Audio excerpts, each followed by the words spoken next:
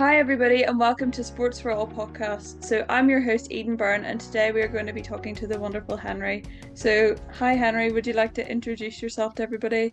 Yes, hello everyone. Thank you, Eden, for having me on your podcast. Really excited to be here. And to introduce myself, I'm Henry Hughes. I'm a Deaflympian.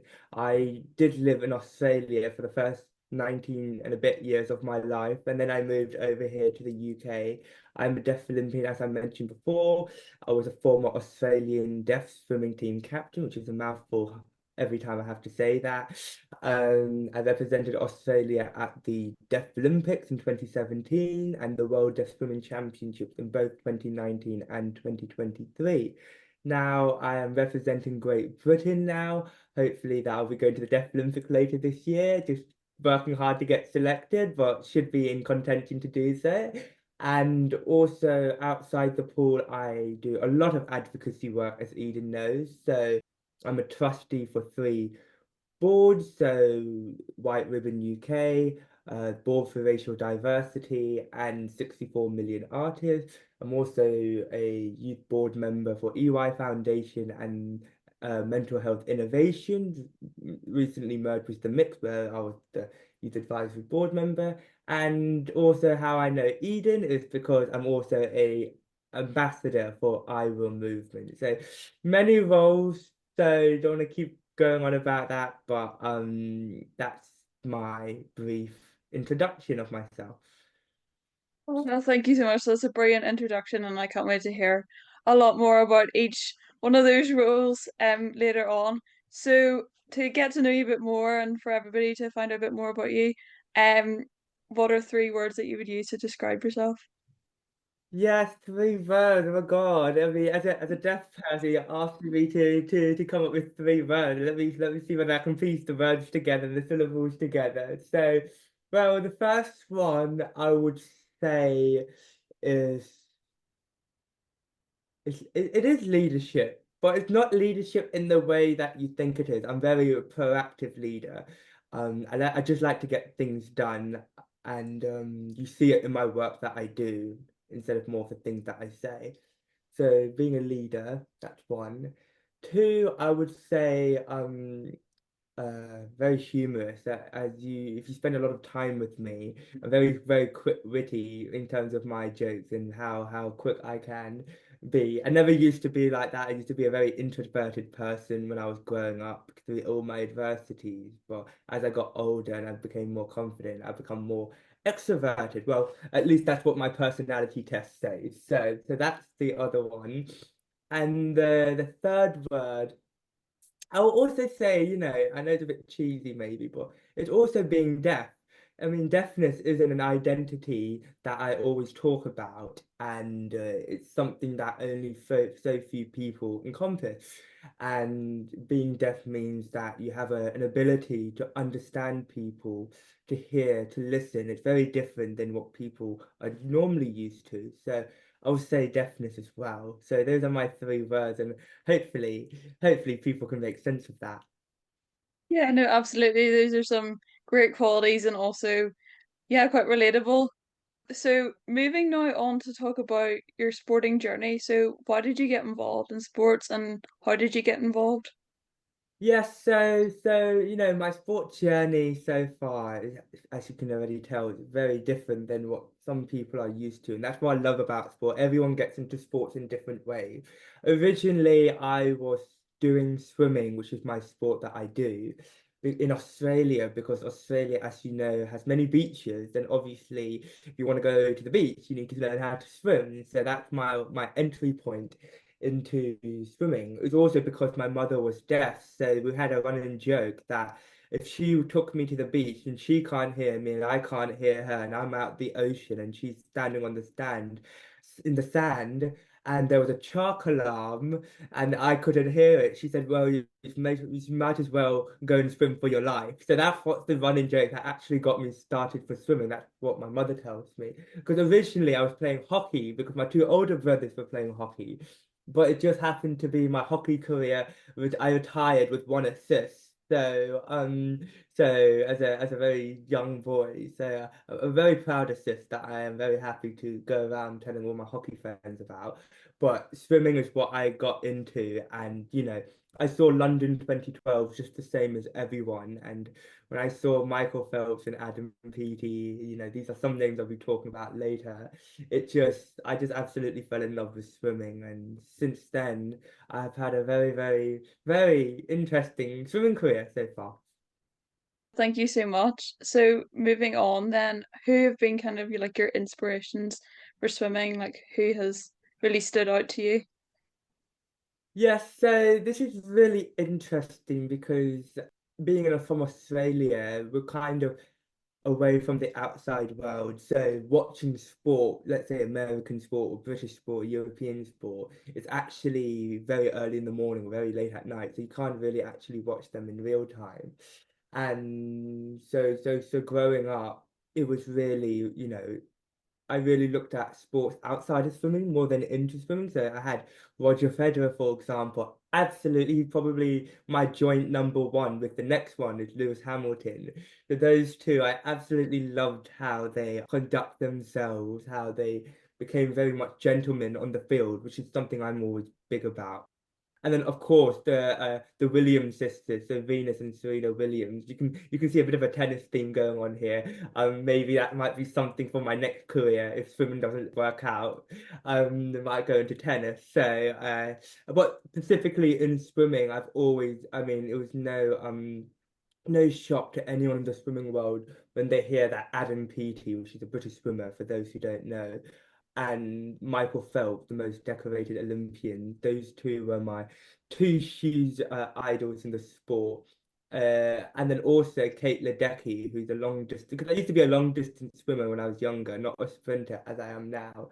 So Kate Ledecky was someone who I always admired her dominance in the pool. But throughout my adversities and throughout my challenges as a young kid, especially in my teenage years when I was homeschooled, it was really more so my historical inspirations that actually pulled me through. So, in a British context, it was the Duke of Wellington at Waterloo, it was Horatio Nelson at Trafalgar, it was Henry V at Agincourt, or the suffragettes for women's rights, and then more broadly, it was like Caesar in Rome and Machiavelli in Italy, Napoleon in France. I mean, the list goes on and on and on. Because for me, these figures really face constant danger, political and personal implication, a fight for identity and a selflessness and selfish personal glory point of view.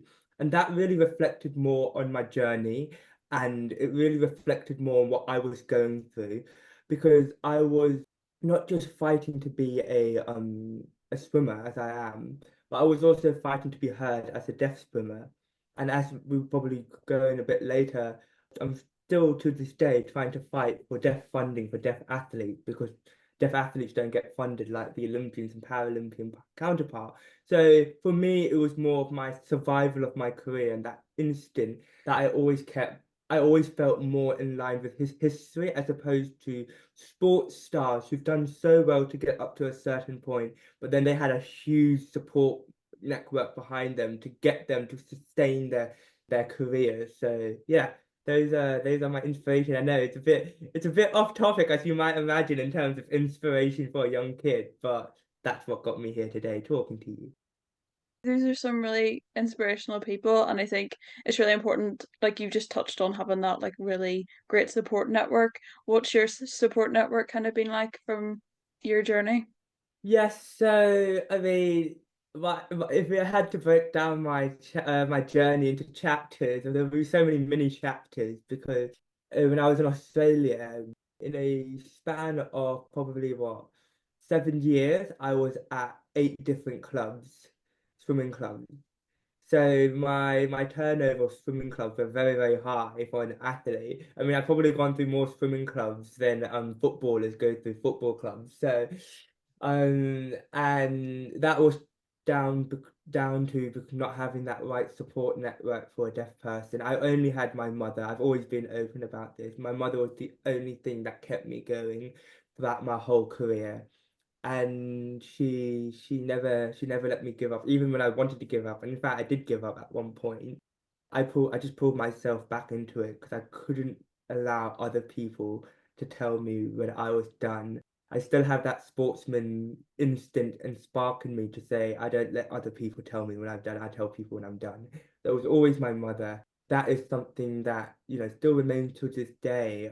But it's a bit better today now in the UK because I'm at Loughborough University, which is very well renowned for swimming, and I have a bit more of a supportive network that's helping me to get through it. And I look at all my squads that I used to be part of, and out of all of them, and I was not supposed to do well, I'm really the only one that is continuing swimming and taking it into the level that I have taken it to. So I'm very proud of myself for doing that. And hopefully that is a source of inspiration for other people listening in. So yeah. No, definitely, you're definitely inspiring me, and I'm sure you will inspire everybody else as well to keep going. So, talking a little bit about youth social action, then, can you tell us a bit more about like your social action and maybe how some of that might link into your swimming and being deaf? Yes, so it's no surprise that being a young deaf swimmer, I was back then when I was 13, just after I came back from the Deaflympic.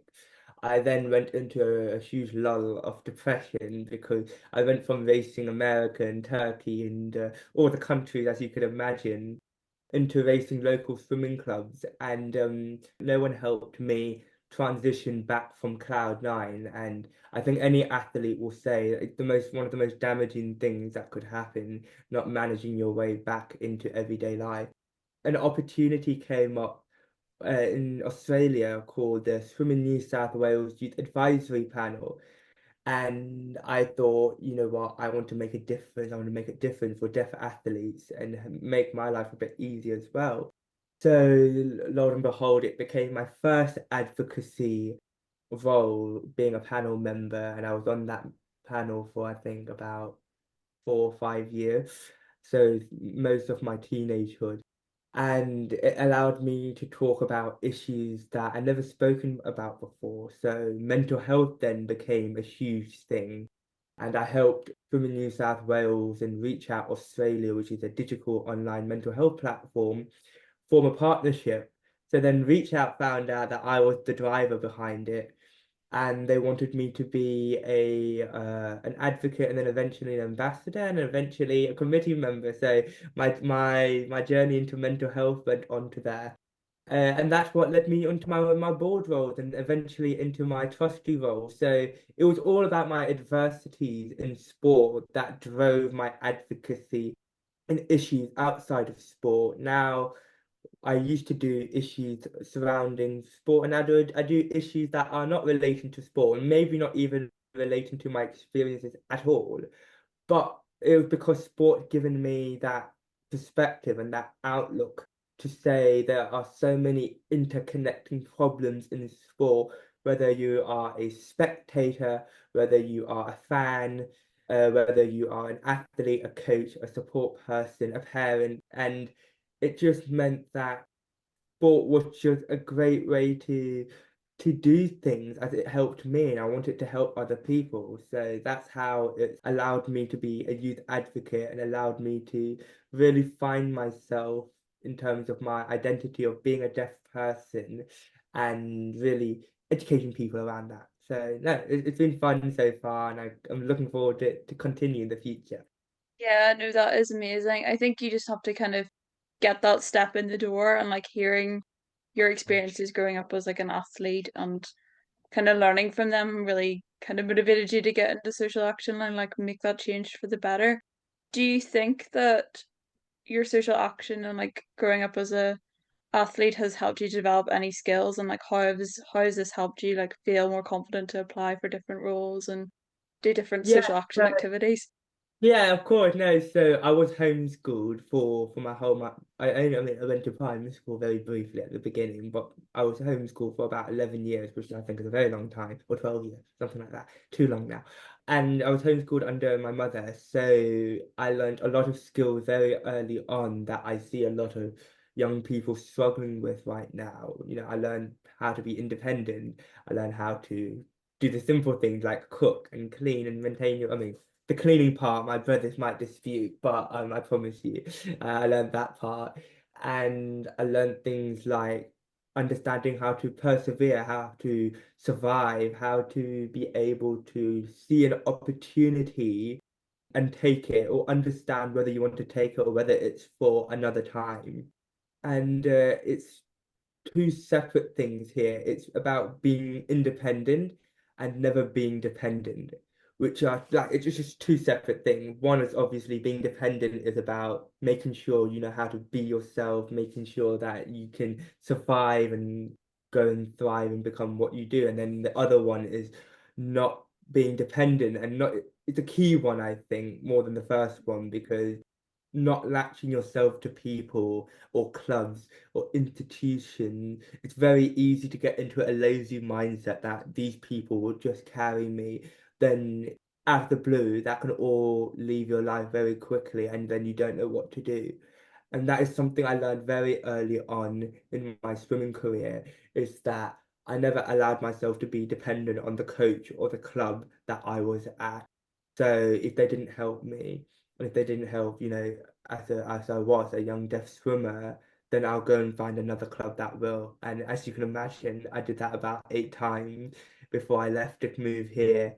And let me tell you, it's going so well so far here, and I absolutely love my time here. So, and it's also the other point to that is also optimistic perseverance.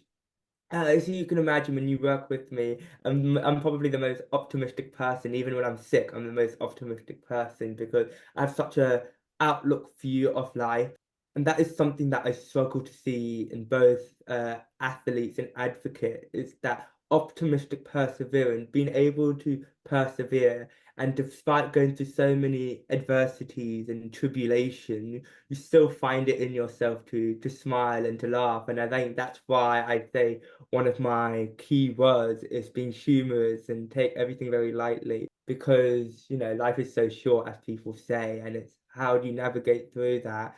You can only look forward to the next best thing. And if you don't have that thing in you to look for the next best thing, you're never going to get the next best thing. So I looked for the next best thing and I found Eden podcast. So there you go. These are opportunities and examples that I'll give you. No, thank you so much. That has been, wow, I'm kind of blown away. I should definitely take more of that optimistic mindset into my approach to things. So, my next question is obviously, you've touched a bit on some barriers and challenges that you faced. What kind of other barriers and challenges do you think young people might face in like accessing sport and like, do you have any advice on how they can kind of overcome those challenges? Yeah, so there was a great example that I always say to people when it comes to challenges. It's something I think that hasn't been touched on a lot yet amongst young people. It's how to deal with intersectionality. So it's about everything that encompasses of who you are. So for me, for example, it's being deaf, it's being born in New Zealand. That's another thing people don't know about me. I was actually born in New Zealand, so yeah, there's a part of New Zealand heritage there. I'm South Asian. My mother's side of the family's from South Asia, and I'm just part Sri Lankan. Like these things that all make up your identity is something that people don't know how to talk about as a whole. When I say brand sounds a bit too professional, but as a whole self and being able to communicate that to other people in very informal ways, not just formal ways, but informal ways. And so being deaf for me in particular is a double-edged sword because at the same time it was my identity, it's who I am, but then again at the same time people don't understand it. People don't understand the concept of being deaf. And I used to educate people a lot about being deaf. And even for a very optimistic person, you kind of do get fed up why the world doesn't understand deafness. So I start to adopt a new approach when I came here, which is really the whole purpose of me moving here. It's a new lease of life. No one knew me, and so I was able to just be myself and if people want to understand what deafness is here, I just say, well, look at me. That I am an example of being very proactive, and whatever I do, that can be your interpretation of what deafness is. And then the other thing that springs into mind that I always say to people is being a Deaflympian. As I touched on before, Deaflympics is the second longest running multi-international event after the Olympics. It's been going on for over a century now, yet people don't know what it's about. And as I said, deaf athletes don't and deaf Olympians don't get support from the National Lottery and the DCMS, even though we're really working and advocating to do so. It means that a lot of younger deaf athletes, like I was one day, don't get the role models. Yeah, I spoke about my role models before, and I didn't have any deaf role models, but I should have deaf role models. Every group has their own role model. But if let's say for black people, it might be a Lewis Hamilton, what he's been able to do in F1, or the Williams sisters. For Indian people, it might be what the Indian cricket team and what they've been able to do for India, giving that sense of national pride. But what about deaf people? What do deaf people get? Like the Paralympians, a great example. They have some role models. But deaf people, yes, there are some deaf people out there that have done great things, but it's only when you dig out from the earth to find who they are and what they've done and where they are now. I just don't think that's the right thing. And hopefully one day that my one of my many dreams that I have is that London and Great Britain is to host the Deaf Olympics. Because the last time we did it was in 1935, before the war, Second World War. And I would love to see that celebration of deaf athletes, the right recognition that many deaf athletes in this country before me have been gone through. So yeah, that those are some of the things or some of the barriers, and actually some of the advice is just you do need to know people, but you're only going to know people when you are very curious about people and when you're very curious about issues. And I never thought going into advocacy I was going to have the network that I'd eventually have because I didn't think people wanted to listen to a deaf person. And lo and behold, I'm talking to you, Eden. So Well, it's yeah, no, it's definitely really challenging when you can't like see any role models that reflect what you're going through. And I think it would be incredible if you did the Deaf Olympics here in the UK, because I'm sure there's loads of people who are hopefully listening, but also who know about you and your story, who are really interested in doing that and getting involved. So I want to touch a little bit more on your activism work.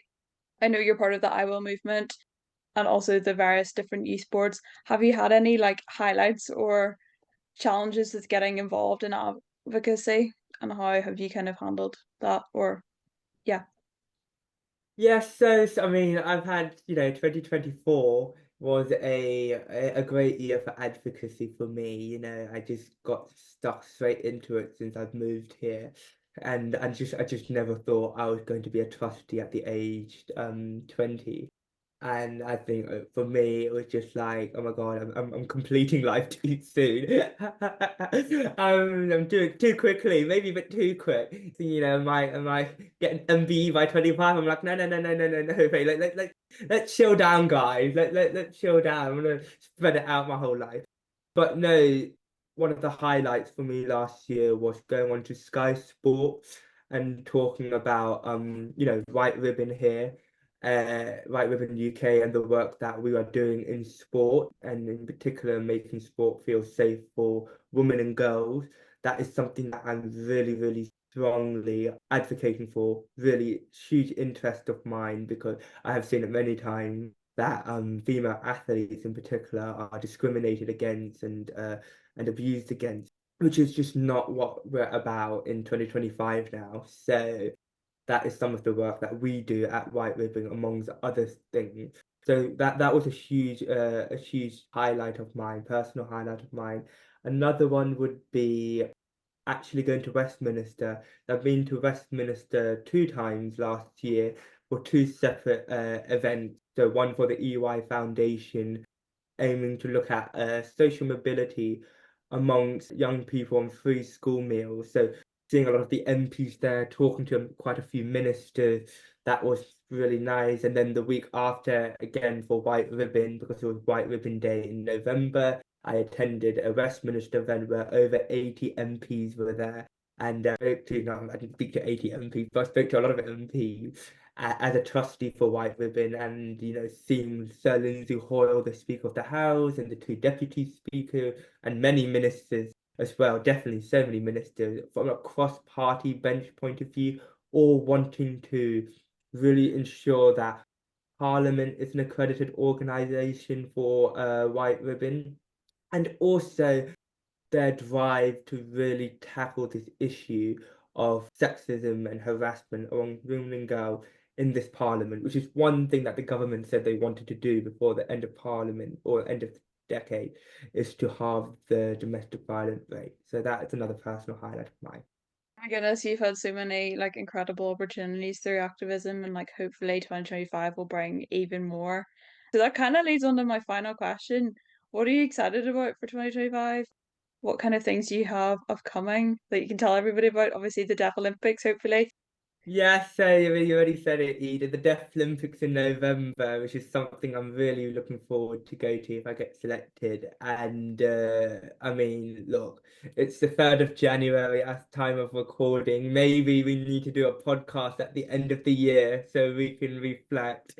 And I mean, there's many things in my head that I know I'm looking forward to, but obviously, as you know, Eden, as an advocate, you can't tell anyone until it happens. So that's why I think it'll be great to do a recap of the year, maybe at the end of the year. But something like the Deaflympics, maybe going back down to Parliament a few times, maybe doing some speaking events, maybe. I do love my speeches, especially when they're written down and not coming off from the top of my head. I'm very good at those.